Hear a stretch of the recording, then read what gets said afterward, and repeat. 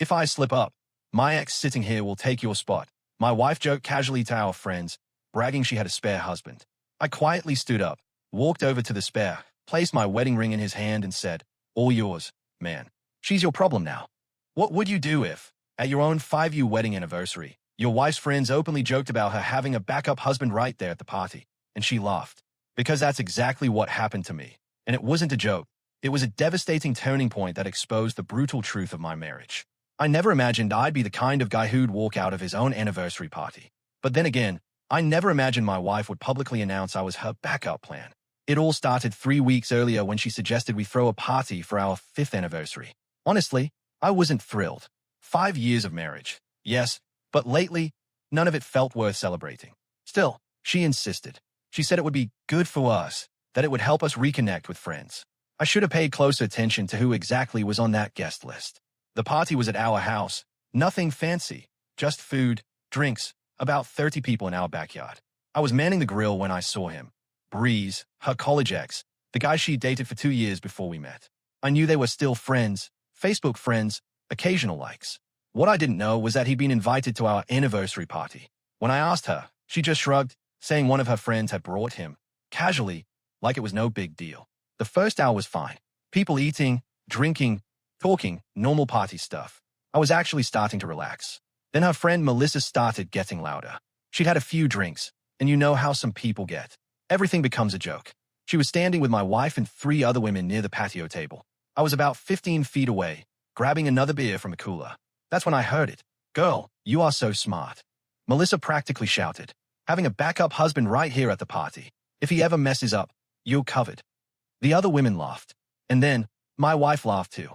Not a nervous laugh, not an uncomfortable laugh, but a genuinely amused laugh. I looked over. Breeze was standing right next to them, a smug little smile on his face. Not embarrassed, not awkward, just confident. For a second, everything stopped. The sounds of the party faded into background noise. I watched my wife's face. She wasn't shutting it down.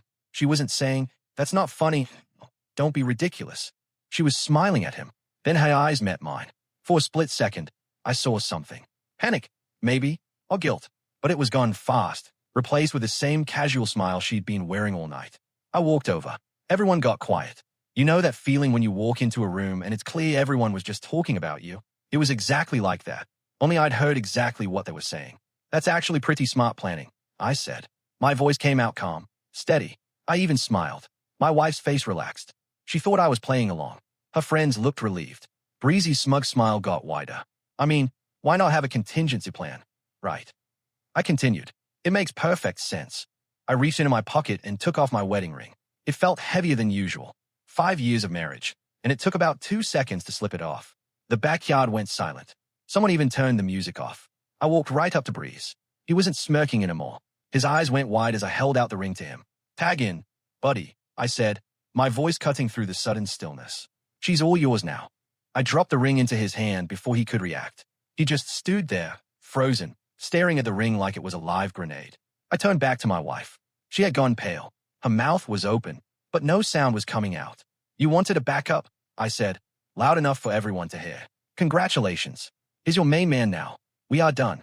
The silence was deafening. 30 people, and not a single one was making a sound.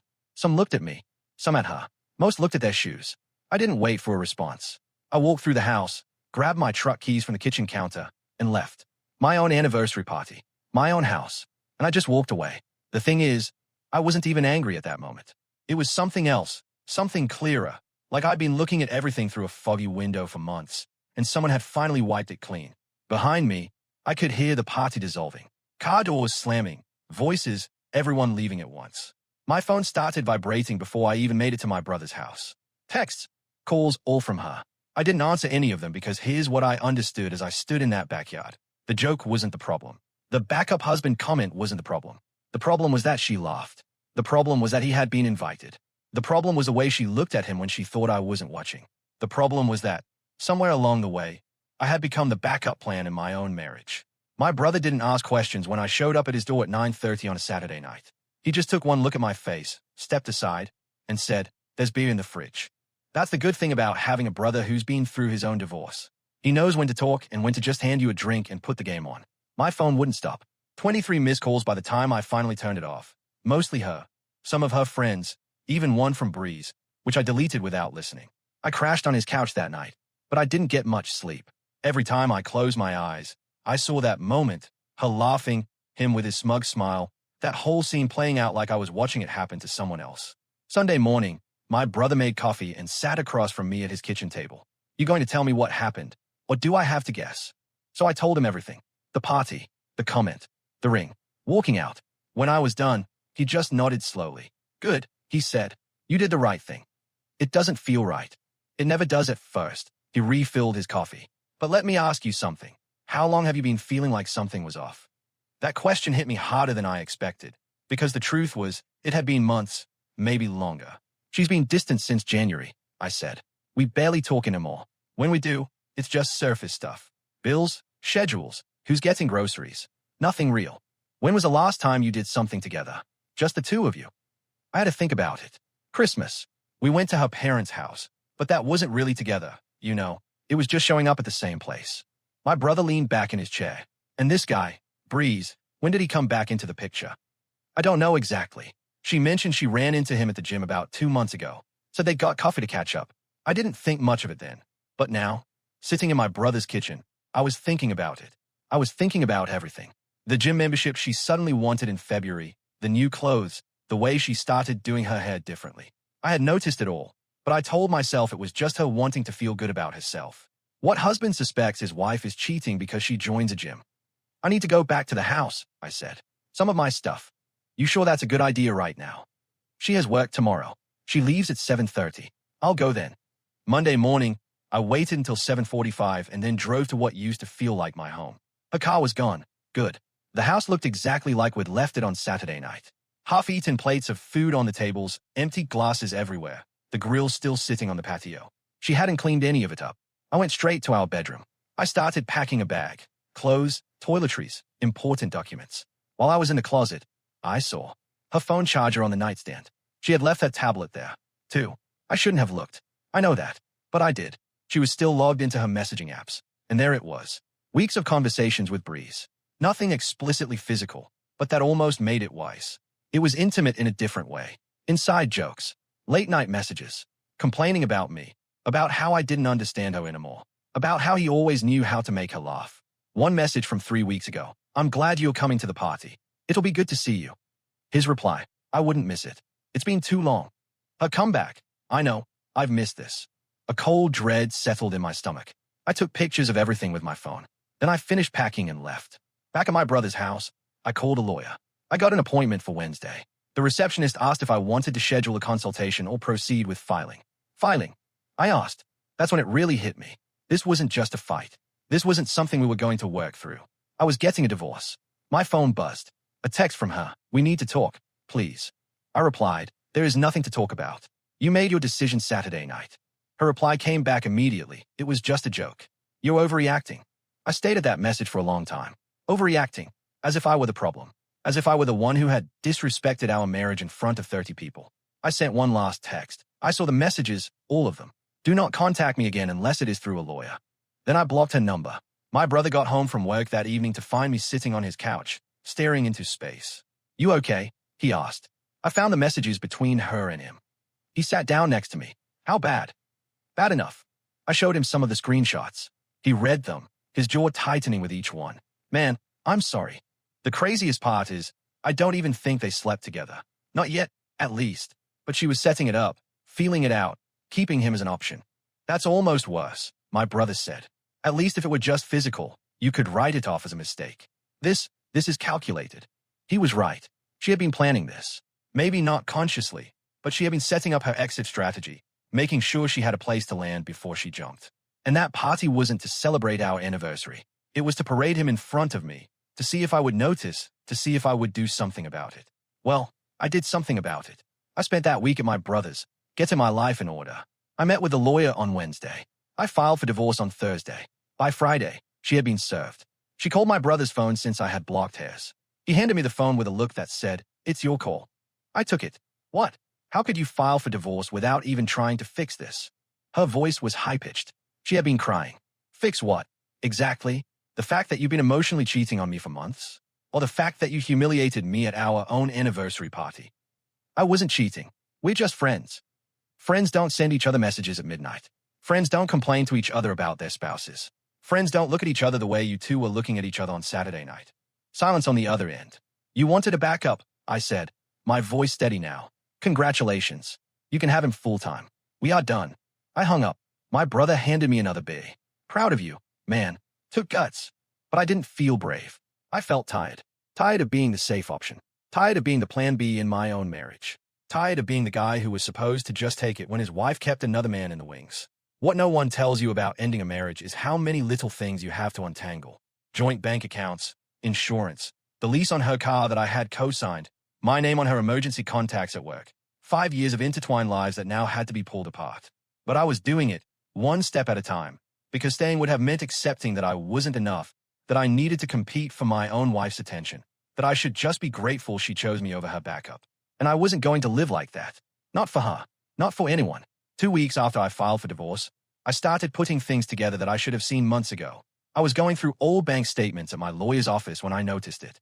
February 14th, Valentine's Day. I had gotten her flowers and made a dinner reservation at that Italian place she liked. Nothing fancy, but it was a gesture. The statement showed a charge from that same day, $53, at a coffee shop downtown at 2 p.m., when she had told me she would be working late at the office. I checked March, another coffee shop charge, this one for $17. That's 2 drinks and a lunch. April had 3 similar charges, always during work hours, always when she said she was busy with meetings or projects. My lawyer, an older guy named Roger Sterler, looked over my shoulder at the statements. Building a timeline, he asked. Something like that. Good instinct. Judges like documentation. It shows you're not just reacting emotionally. But I wasn't doing it for the judge. I was doing it because I needed to know. I needed to understand when exactly my marriage had ended, because it hadn't ended on Saturday night at that party. That was just when I finally admitted it was over. The real ending had been happening in slow motion for months. I went back further. January was when she joined the gym. I pulled up our online credit card statements. Sure enough, there was the membership fee, but there was something else, too. A charge at a sporting goods store. The same day, $140. I called the store. I asked what someone might buy for that amount. The kid on the phone said, probably workout clothes, maybe shoes. She had the receipt. I didn't, but I remembered something. She had come home that day with just a gym bag. Said it came with a membership as a promotion. There were no bag from the sporting goods store.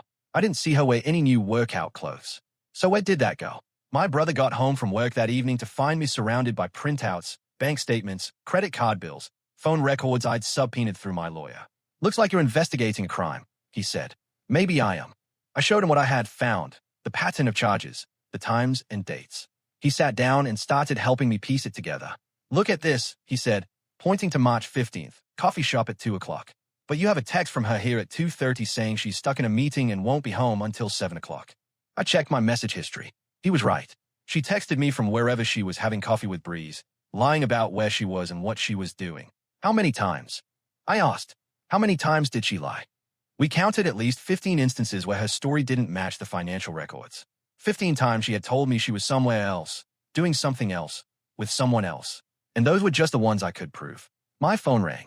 Unknown number. I almost didn't answer, but something made me pick it up. Hello. Hey man, it's Jordan from the party. Jordan, one of the guys from her friend group. A decent enough guy, though I'd never spent much time talking to him one-on-one. What do you want? Look, I know this is weird, but I felt like you should know something about that night. I sat up straighter. I'm listening. That whole backup husband joke. It wasn't spontaneous. Melissa had been planning to say it all week. She told a few of us beforehand. She thought it would be funny. My blood ran cold. She planned it. Yeah, and your wife knew. They talked about it. Said it would be fine, that you would take it as a joke. I couldn't speak for a moment. When I finally found my voice, it came out flat. She knew they were going to say that, and she still invited him. I'm sorry, man. I thought about saying something that night, but it all happened so fast. The way you handled it, though, that took balls. Most guys would have made a scene or gotten drunk and stupid. You just left. Respect.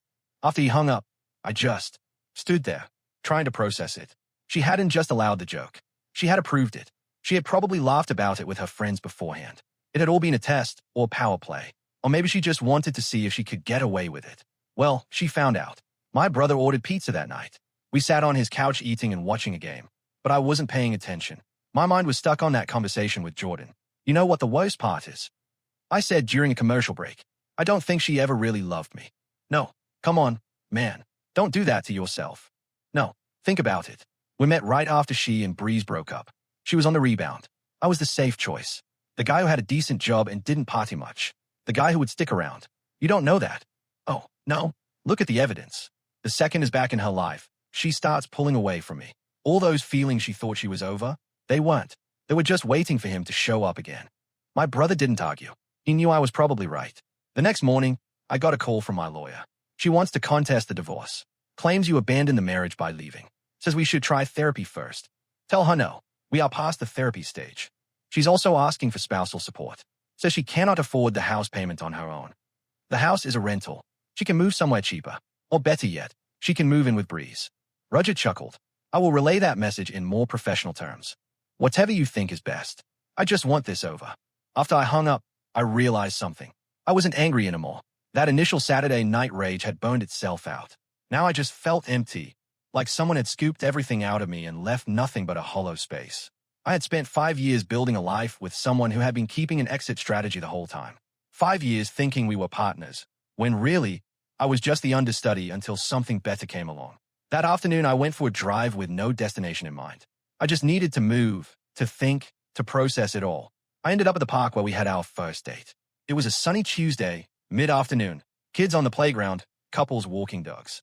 Life was going on as usual, while mine was falling apart. I sat on the same bench we sat on that first day. She had been nervous. I remembered she kept fiddling with her hair. I thought it was cute. Now, I wondered if she was nervous because she was still hung up on Breeze. If even then, on our first date, I was already the backup plan. My phone buzzed. A message from a number I didn't recognize. It's Melissa. I'm so sorry for what happened. I never wanted things to turn out this way. I stated the message. I never wanted things to turn out this way. But she had planned the joke. She had set the whole thing in motion. I replied, you meant every word of it. You just didn't expect me to do anything about it. Her reply came back fast. She misses you. She made a mistake. She made a decision. There's a difference. I blocked that number, too. By the time I got back to my brother's house, the sun was setting.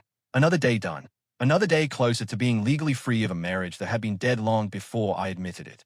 My brother was making dinner when I came in. Spaghetti. Nothing fancy, but it smelled good.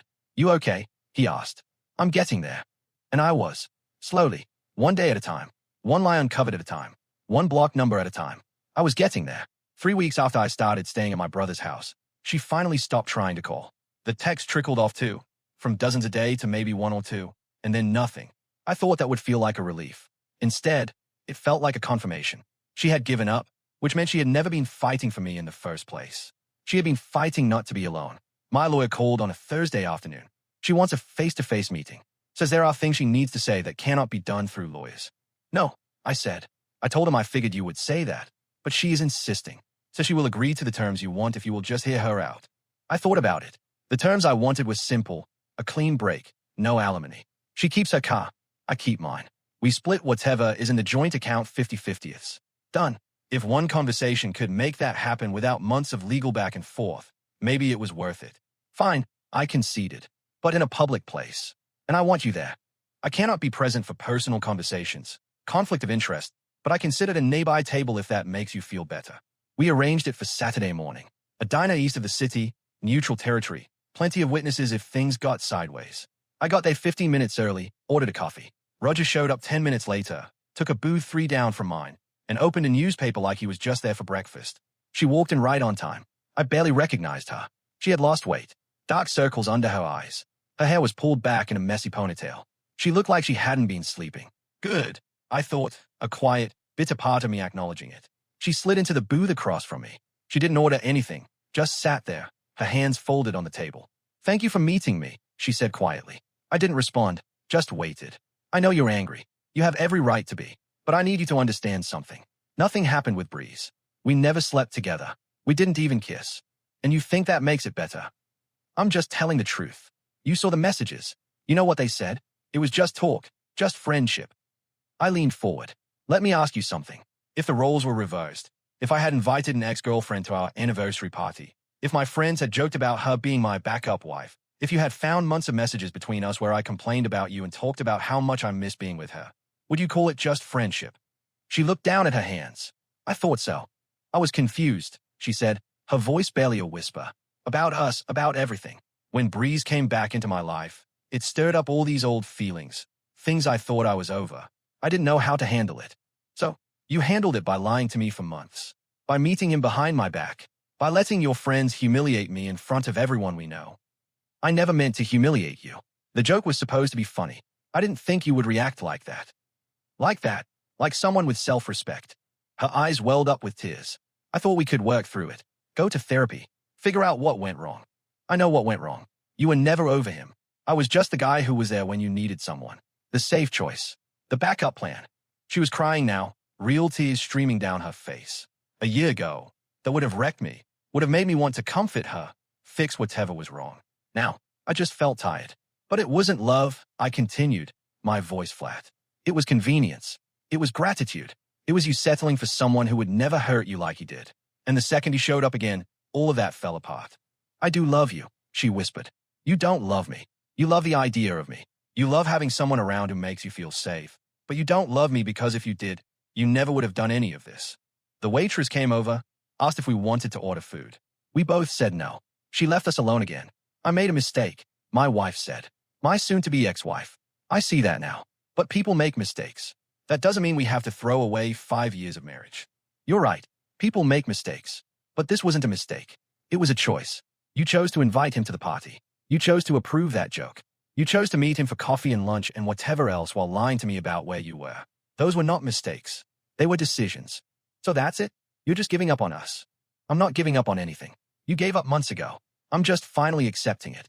She reached across the table like she was going to take my hand. I pulled away. She froze, then slowly pulled it back. Is there anything I can say? Anything I can do? You can sign the divorce papers. You can agree to the terms. And you can let me get on with my life. What about the house? All our stuff. Keep whatever you want. I don't care about the furniture or the dishes or any of it. I just want out. She was silent for a long moment. When she spoke again, her voice was barely audible. What about him? Did you mean it when you said he could have me? I almost laughed. Are you asking for my permission to date your backup husband? No, I don't know. I'm trying to understand what happens now. What happens now is you do whatever you want. You're free. That's what you wanted, right? Freedom to explore your options. Well, now you have it. I'm not in your way anymore. That's not what I wanted. Then what did you want? To keep me as your safe option while you figured out if something better came along. To have it all. She didn't reply, because we both knew that was exactly what she had wanted. I stood up, dropped a $10 bill on the table for my coffee. My lawyer has the papers. Sign them. Move on. Find whatever it is you're looking for. Just do it without me. Please don't leave. Not like this. Like what? I looked her in the eye. With dignity. With my self-respect intact. I'm sorry, but I'm not going to sit here and let you make me feel bad for refusing to be someone's second choice. I walked out of that diner and didn't look back. Roger followed me out to the parking lot. You okay? He asked. Yeah, I'm okay. That was brutal to watch, but you handled it well. You stayed calm. You didn't get emotional. I've been emotional for 3 weeks. I'm done with it. He nodded. She'll sign the papers. I saw it on her face, inside. She knows it's over. Good. How long until it's final? 60 days minimum, but probably closer to 90 with processing time. 3 months. 90 days until I was legally free of a marriage that had been dead for longer than either of us had admitted. I drove back to my brother's house. He was watching a game in the living room. How did it go? He asked. About how you'd imagine. She cried. Said she made a mistake. Asked if there was anything she could do. What did you say? I told her to sign the papers and move on. My brother smiled. Proud of you. Man, you didn't cave. I wasn't even tempted. You know what the craziest thing is? Sitting across from her today, I realized I haven't missed her. I've missed being married. I've missed having someone to come home to. But specifically, I haven't missed her at all. That's how you know you made the right call. I couldn't sleep that night. Not because I was upset or regretting anything. I just kept thinking about the look on her face as I walked out of that diner. The realization hitting her that I was really gone, that there wasn't going to be some dramatic reconciliation, that she had gambled on me being too weak to leave, and she had lost. My phone buzzed around midnight. A text from her number. I had unblocked it after the meeting, thinking we might need to coordinate logistics. I'm sorry for everything. You deserve better. I stayed at that message for a long time. A part of me wanted to reply, to say something cutting, to make sure she understood exactly how much she had hurt me. But what would be the point? Instead, I wrote, I know, and left it at that. Because I did deserve better. I deserved someone who chose me first, who didn't need a backup plan, who didn't compare me to an ex-boyfriend every time things got tough. And now I was free to find that person. Or maybe I wouldn't. Maybe I would just focus on myself for a while, rediscover who I was without someone else's drama weighing me down. Either way, I was done being Plan B 6 weeks after I walked out of that diner. I signed the final divorce papers. Roger called to tell me it was official. I was a single man again. Congratulations, he said. Go celebrate. But I didn't feel like celebrating. I felt relieved, like I had been carrying something heavy for months, and I could finally put it down. I had moved out of my brother's house 2 weeks before. I found a small house to rent on the other side of town. Nothing fancy. 2 bedrooms, a decent backyard, a quiet neighborhood.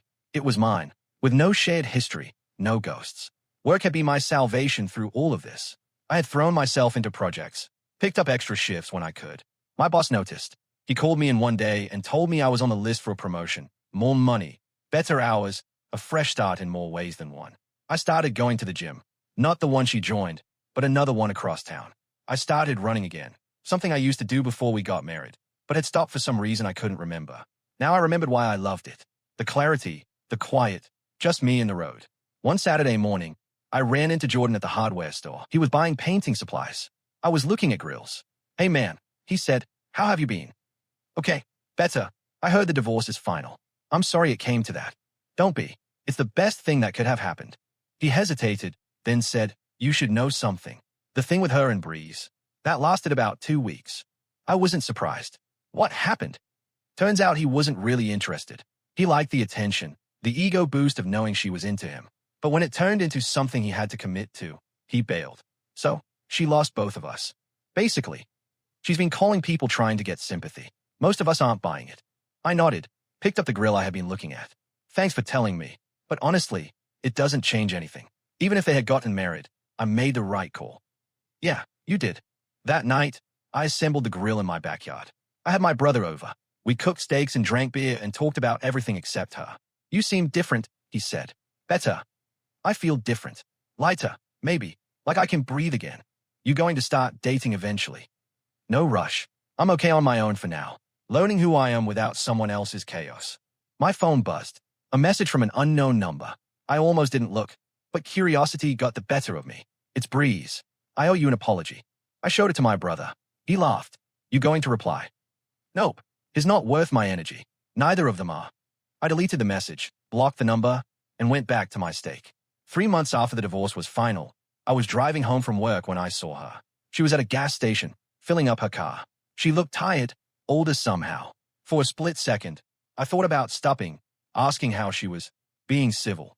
But then I remembered that party, that joke, that smug smile on Breeze's face, and I just kept driving. Because some chapters need to be closed completely. No epilogues, no footnotes. Just done. I got home, grilled some chicken, sat on my back porch watching the sunset. My phone was silent. My house was quiet. My life was my own. And for the first time in years, that was enough. A year after that anniversary party, I was sitting in my backyard on a Saturday afternoon when I got a message request on social media. Her name popped up. I stared at it for a minute, debated ignoring it, but something made me open it. I know I have no right to contact you, but I need to say this. You were right about everything. I was using you as a safety net. I was never really over Breeze. And when he came back, I convinced myself those feelings meant something. They did not. He didn't want me. Not really. And I threw away the only person who actually did. I'm sorry. I hope you are happy. I read it twice. Then I replied with a single sentence. I am. That was it. That was all she needed to know. I didn't tell her about the promotion, or the house, or how I had started seeing someone new. Someone who chose me first. Someone who didn't need a backup plan. She didn't need to know any of that. My happiness was not about her anymore. I deleted the message thread, went back to my book. My phone rang. The woman I had been seeing for 3 months, her name was Claire. She worked in accounting at a company 2 buildings down from mine. We had met at a coffee shop. Started talking, kept talking. Hello. I answered. You still coming over for dinner tonight? Wouldn't miss it. Good. I'm making that pasta you liked. After I hung up, I thought about how different this felt, how easy it was. No games, no hidden agendas. Just 2 people who enjoyed each other's company. My brother stopped by that afternoon before I went to Claire's place. You look good, man, he said. Happy. I am. You think you'll ever tell Claire the whole story of the anniversary party? Maybe someday, but not yet. Right now, I'm just focused on building something new, something better. He smiled. That's the right call. As I drove to Claire's place that night, I passed the street where the old rental was, the one I had shared with my ex. I didn't even slow down. I didn't feel anything. That part of my life was over. I had walked away from that party with nothing but my dignity. It turned out that was the only thing worth keeping. Claire opened the door with a smile. Dinner was ready. We ate and talked and laughed. Simple, genuine, exactly what I needed. Later that night, driving home, I realized something. That anniversary party wasn't the worst thing that ever happened to me. It was the best, because it forced me to stop settling, to stop accepting less than I deserved. I had handed my wedding ring to a man who didn't want it. I had walked away from a woman who didn't appreciate it, and I had found my way to something real. The silence in that backyard had been deafening, but the peace I found afterward, that was louder. What do you think? Was walking out the only option, or would you have tried to fix things? Have you ever had a moment where you realized you were someone's backup plan? Let me know in the comments below. I'd really love to hear your thoughts.